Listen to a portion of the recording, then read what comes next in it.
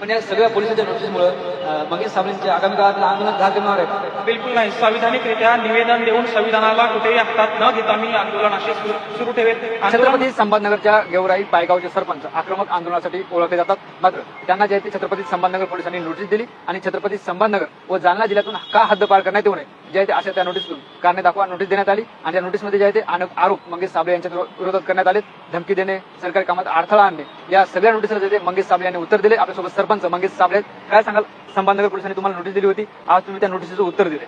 नक्कीच आज सहाय्यक पोलीस आयुक्त यांच्या ऑफिसमध्ये जाऊन आम्ही या नोटीसीला उत्तर दिलेलं आहे. काल सन्माननीय मनोजदादा जरांगे पाटील यांनी सांगितल्याप्रमाणे, आयजी सर यांनी सांगितल्याप्रमाणे हे उत्तर आम्ही दिले.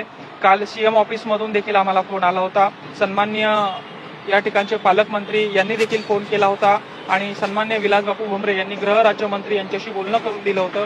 आणि या सगळ्यांचं एकच म्हणणं आहे की आपण कायदा हातात घेऊ नये, आपण नोटीसीला उत्तर द्यावं, आपल्यावर कुठलीही चुकीची कारवाई होणार नाही. त्या अनुषंगानं सर्व वकील बांधवांचा सल्ला घेऊन कायदेशीरता आम्ही या नोटीसीला आज उत्तर दिलेलं आहे. मात्र जेव्हा तुम्हाला ती नोटीस देण्यात आली होती तेव्हा दोन साक्षीदारांचं असं म्हणणं होतं की तुम्ही त्यांना धमकावलं, खंडणी मागितली, हे आरोप सुद्धा तुमच्यावर होते. हे स्पष्ट या नोटिशीमध्ये काय काय आरोप लावले, त्याच्यावर माझं काय काय म्हणणं आहे या नोटिशीमध्ये मी लिहून माझं म्हणणं सहाय्यक पोलीस आयुक्त देशमुख सर यांच्या ऑफिसमध्ये जाऊन आज दिलेलं आहे.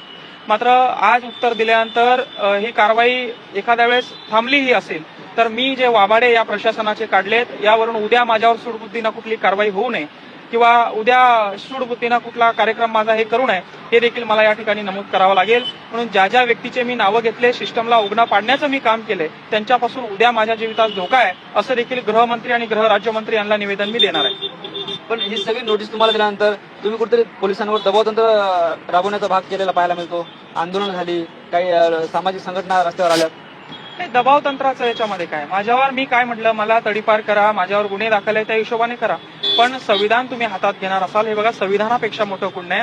आणि काही अधिकाऱ्यांना वाटत असेल की आपण संविधानापेक्षा मोठे आहोत तर हे चुकीचं आहे. मग जनता, तुम्ही कायदा तोडवणार असाल तर जनता कायदा हातात घेतेच.